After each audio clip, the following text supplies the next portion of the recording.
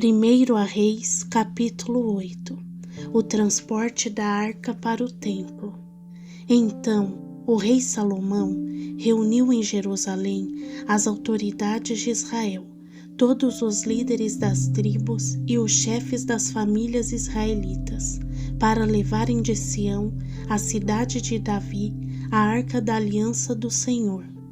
Todos os homens de Israel uniram-se ao rei Salomão por ocasião da festa, no mês de Etanim, que é o 7º mês. Quando todas as autoridades de Israel chegaram, os sacerdotes pegaram a arca e a levaram com a tenda do encontro e com todos os utensílios sagrados que nela havia. Foram os sacerdotes e os levitas que levaram tudo.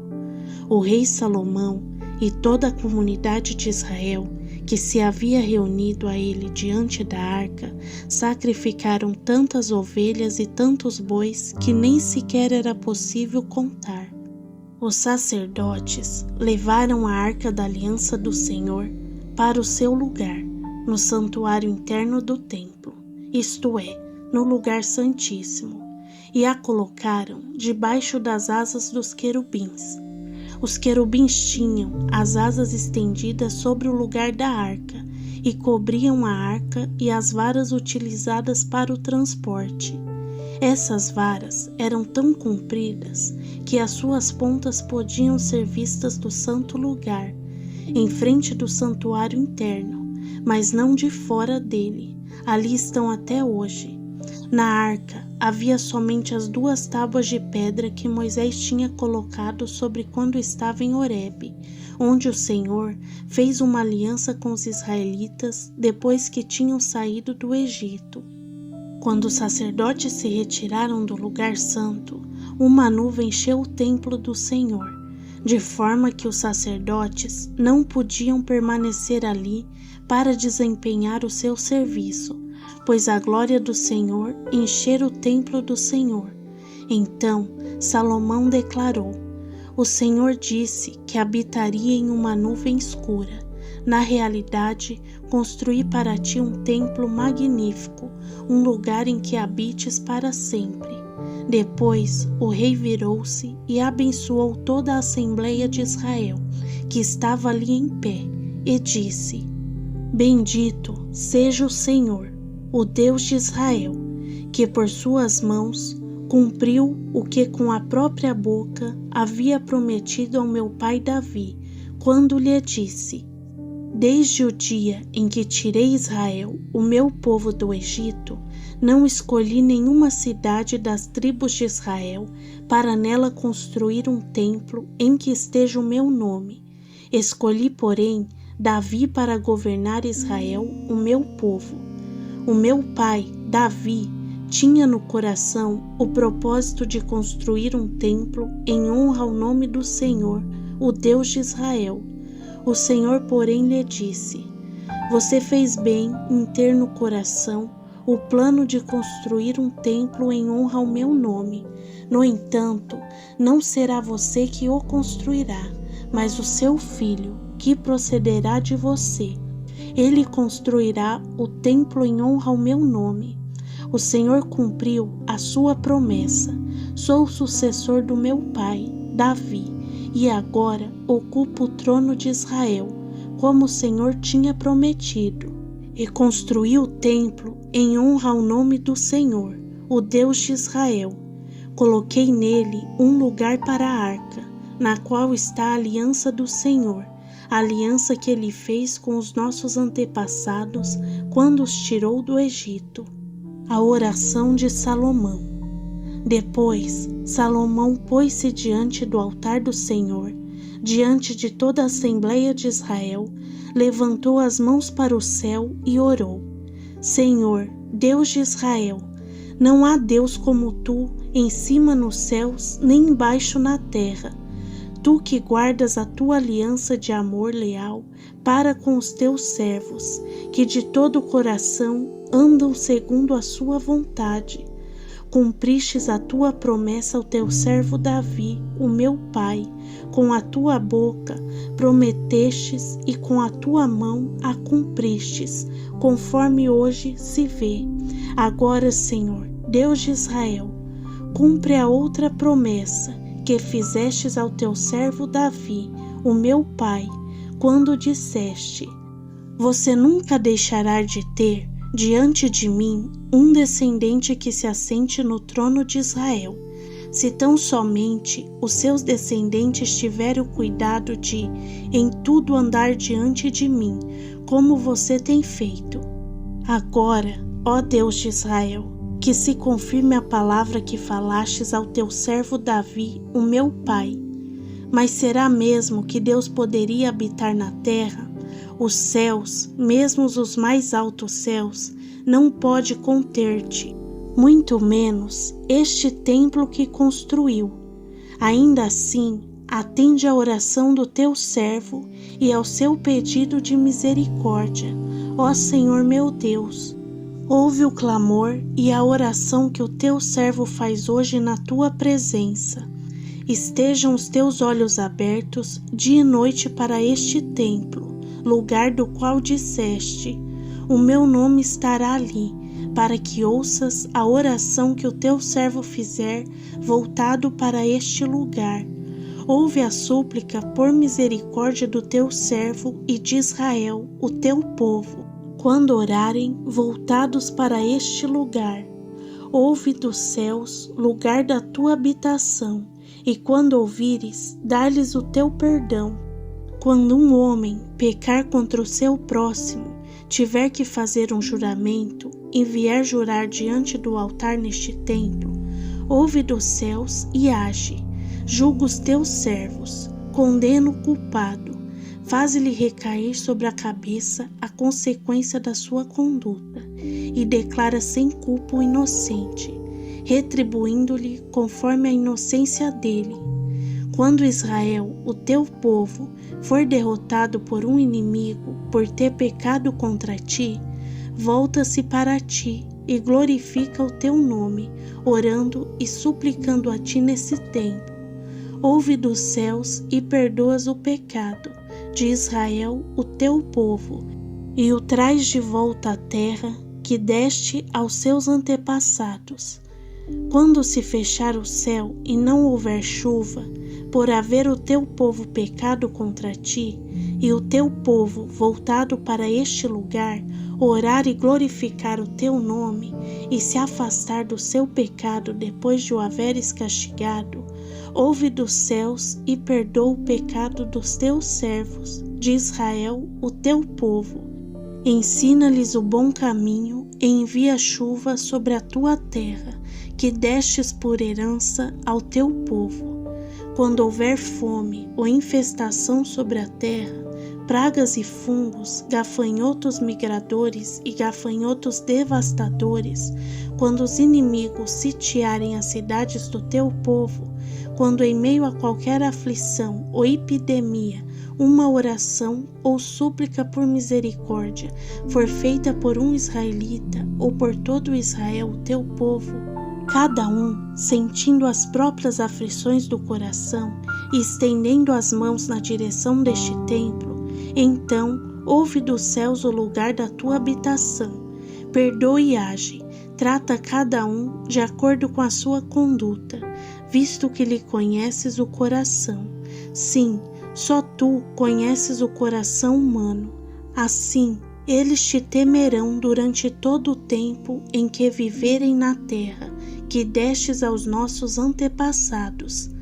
Quanto ao estrangeiro, que não pertence a Israel, o teu povo, e que veio de uma terra distante por causa do teu nome, pois ouviram acerca do teu grande nome, da tua mão poderosa e de todo o braço estendido, quando ele vier e orar voltado para este templo, ouve dos céus, lugar da tua habitação, e age conforme tudo que o estrangeiro te pedir, a fim de que todos os povos da terra conheçam o teu nome e te temam, como faz Israel, o teu povo, e saibam que este templo que construí traz o teu nome. Quando o teu povo for à guerra contra os seus inimigos, por onde quer que tu o enviares, e orar ao Senhor, voltado para a cidade que escolhestes e para o templo que construiu para o teu nome, ouve dos céus a oração e a súplica por misericórdia e defende o direito do teu povo. Quando pecarem contra ti, pois não há ninguém que não peque, e ficares irado com eles, e os entregares ao inimigo que os leve cativos para a sua terra, distante ou próxima, se eles caírem em si, na terra em que tiverem sido exilados, se arrependerem e lá suplicarem por misericórdia, pecamos, praticamos o mal e fomos perversos, se lá eles se voltarem para ti de todo o coração e de toda a alma, na terra dos inimigos que os tiverem levado como cativos, e orarem voltados para a terra que destes aos seus antepassados, para a cidade que escolhestes e para o templo que construí em honra ao teu nome, então, dos céus, do lugar da tua habitação, ouve a sua oração e súplicas por misericórdia, e defende o direito deles. Perdoa o teu povo, que pecou contra ti, perdoa todas as transgressões que cometeram contra ti, e faz com que os seus conquistadores tenham misericórdia deles, pois são o teu povo e a tua herança, que tirastes do Egito, da fornalha de fundição de ferro. Que os teus olhos estejam abertos para a súplica do teu servo e para a súplica de Israel, o teu povo, e que os ouçam sempre que clamarem a ti, pois tu os escolhestes dentre todos os povos da terra para serem a sua herança, como declarastes por meio do teu servo Moisés, quando tu, ó soberano Senhor, tirastes os nossos antepassados do Egito. Quando Salomão terminou a oração e a súplica por misericórdia ao Senhor, ele se levantou diante do altar do Senhor, onde tinha se ajoelhado e estendido as mãos para os céus, pôs-se em pé e abençoou em alta voz a Assembleia de Israel, dizendo: Bendito seja o Senhor, que deu descanso a Israel, o seu povo, conforme tudo que havia prometido. Não ficou sem cumprimento nenhuma de todas as boas promessas que ele fez por meio do teu servo Moisés. Que o Senhor, o nosso Deus, esteja conosco, assim como esteve com os nossos antepassados. Que ele jamais nos deixe, nem nos abandone. Faça que de coração nós voltemos para ele, a fim de andarmos em todos os seus caminhos e obedecermos aos mandamentos, estatutos e ordenanças que ele deu aos nossos antepassados. Que as palavras da minha súplica ao Senhor tenham acesso ao Senhor, o nosso Deus, dia e noite, para que ele faça justiça ao seu servo e Israel, ao seu povo, conforme a necessidade de cada dia. Assim, todos os povos da terra saberão que o Senhor é Deus e que não há nenhum outro. Que vocês tenham um coração íntegro para com o Senhor, o nosso Deus, para viverem segundo os seus estatutos e obedecerem os seus mandamentos, como acontece hoje. A dedicação do templo. Então, o rei e todo Israel ofereceram sacrifícios ao Senhor. Salomão ofereceu um sacrifício de comunhão ao Senhor, 22.000 bois e 120.000 ovelhas. Assim, o rei e todos os israelitas fizeram a dedicação do templo do Senhor. Naquele mesmo dia, o rei consagrou a parte central do pátio, que ficava na frente do templo do Senhor, e ali ofereceu holocaustos, ofertas de cereal e as gorduras das ofertas de comunhão, pois o altar de bronze diante do Senhor era pequeno demais para comportar os holocaustos, as ofertas de cereal e a gordura das ofertas de comunhão. Foi assim que Salomão, com todo Israel, celebrou a festa daquela data. Era uma grande multidão, gente vinda desde o Lebo Ramate até o ribeiro do Egito. celebraram-na diante do Senhor, o nosso Deus, durante 7 dias, estendendo-a por mais 7 dias, 14 dias no total. No 8º dia, Salomão despediu o povo. Eles abençoaram o rei e voltaram para casa jubilosos e com o coração alegre, por todo o bem que o Senhor havia feito por Davi, o seu servo, e por Israel, o seu povo. 1 Reis, capítulo 9. O Senhor aparece a Salomão. Quando Salomão acabou de construir o templo do Senhor, o palácio real e tudo o que desejara construir, o Senhor lhe apareceu pela 2ª vez, como lhe havia aparecido em Gibeon. O Senhor lhe disse: ouvi o coração e a súplica por misericórdia que você fez diante de mim. Consagrarei este templo que você construiu, para que nele eu ponha o meu nome para sempre. Os meus olhos e o meu coração sempre estarão ali. Se você andar diante de mim com integridade de coração e com retidão, como fez Davi, o seu pai, e se fizer tudo o que ordeno a você, obedecendo os meus estatutos e as minhas ordenanças, firmarei para sempre o trono do seu reinado sobre Israel, conforme prometi a Davi, o seu pai, quando eu lhe disse: nunca faltará um descendente seu que lhe suceda no trono de Israel. Se, porém, vocês ou seus filhos se afastarem de mim e não obedecerem aos mandamentos e aos estatutos que lhes dei, e prestarem culto a outros deuses e adorá-los, desarraigarei Israel da terra que lhes dei e lançarei para longe da minha presença este templo que consagrei ao meu nome. Israel se tornará então provérbio e objetivo de zombaria entre todos os povos. Embora este templo seja agora imponente, todos os que passarem por ele ficarão espantados, zombarão e perguntarão: por que o Senhor fez uma coisa dessa a esta terra e a este templo? A resposta será: porque abandonaram o Senhor, o seu Deus, que tirou seus antepassados do Egito, e se apegaram a outros deuses, adorando-os e prestando-lhe culto. Por isso, o Senhor trouxe sobre eles toda esta desgraça. Outros feitos de Salomão. Depois de 20 anos, durante os quais Salomão construiu os 2 edifícios, o templo do Senhor e o palácio real, o rei Salomão deu 20 cidades da Galileia a Hirão, rei de Tiro, pois Hirão lhe havia fornecido toda a madeira de cedro e de junípero, e o ouro que ele desejou. Quando este veio a Tiro para ver a cidade que Salomão lhe dera, não gostou. Que cidades são estas que tu me destes, meu irmão? Ele perguntou. Chamou as terras de Cabu, nome que eles têm até hoje. Hirão tinha enviado ao rei 120 talentos de ouro. O rei Salomão impôs trabalhos forçados para que se construísse o templo do Senhor, o seu próprio palácio, o Milo, o muro de Jerusalém, bem como Razor, Megido e Gezer. O faraó, rei do Egito, havia atacado e conquistado Gezer. Incendiou a cidade e matou seus habitantes, que eram cananeus, e a deu como presente de casamento à sua filha, mulher de Salomão. Assim, Salomão reconstruiu Gezer.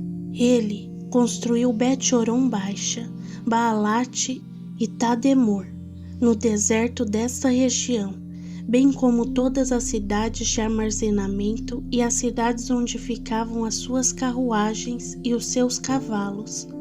Construiu tudo o que desejou em Jerusalém, no Líbano e em todo o território sob o seu domínio. Havia ainda sobreviventes dos amorreus, dos hititas, dos fariseus, dos reveus e dos jebuseus, os quais não eram israelitas. Salomão recrutou para o trabalho forçado os descendentes de todos esses povos que ainda viviam na terra, pois os israelitas não conseguiram separá-los para a destruição, e nesse trabalho forçado permaneceram até o dia de hoje. Salomão, porém, não obrigou nenhum israelita a trabalhos forçados. Estes eram os seus homens de guerra, oficiais, comandantes dos carros de guerra e condutores de carros. Também eram israelitas os principais oficiais encarregados das obras de Salomão, 550 oficiais que supervisionavam os trabalhadores. Somente depois que a filha de Faraó se mudou da cidade de Davi para o palácio que Salomão havia construído para ela, foi que ele construiu um Milo. 3 vezes por ano, Salomão oferecia holocaustos e ofertas de comunhão no altar que havia construído para o Senhor, ao mesmo tempo em que queimava incenso diante do Senhor. Assim Salomão concluiu o templo. O rei Salomão também construiu navios em Ezion-Geber, que fica perto de Elate, na terra de Edom, às margens do Mar Vermelho. Hirão enviou em navios os seus marinheiros, homens experimentados que conheciam o mar, para trabalharem com os marinheiros de Salomão. Navegaram até o Ofir e de lá trouxeram 420 talentos de ouro para o rei Salomão.